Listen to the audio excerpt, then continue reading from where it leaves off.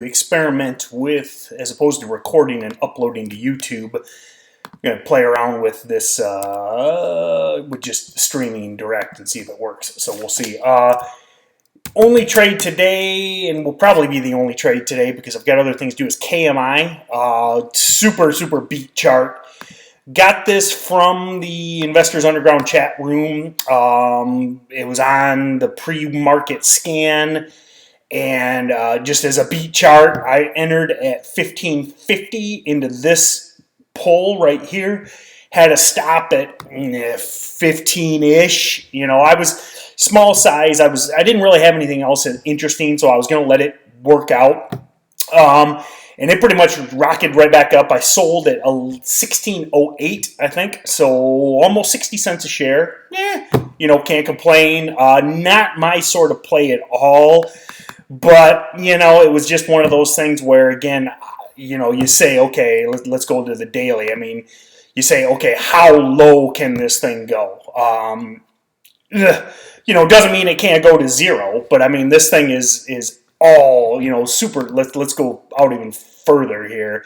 You know, it's 3 years. I mean, we go back further. I mean, it's never been this low. So it's a decent risk to reward. I mean, as long as you keep your stop tight, there's nothing wrong with a trade like that, even though it's not really my style. Two misses. The biggest one that frustrated me was RLYP. Had the morning wash, and then a push, and then a fade. I right here, 28.20 was right in after this kind of, after the washout and then the rush.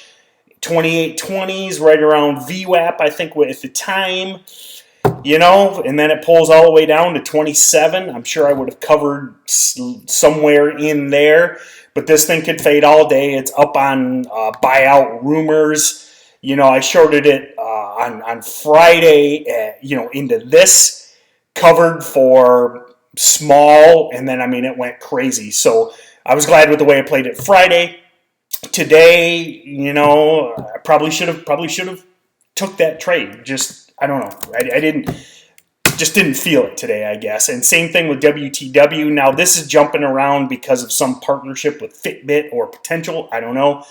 But 27.20 was the, again, you kind of had this spike, a pull, and then another spike. And I think right in here, yeah, this would, 10 a.m.-ish was when I thought about entering. You know, it spiked a little bit, but then it pulled, and, I mean, it looks like it could fade.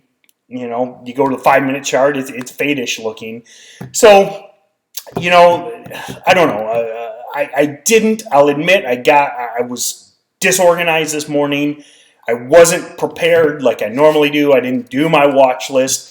So I think that was the biggest reason why I avoided these trades. And, you know, I can be pissed at myself for not preparing, but at least I can pat myself on the back and say, you know, you weren't prepared, so you didn't make trades you weren't prepared for. So I guess that's a positive.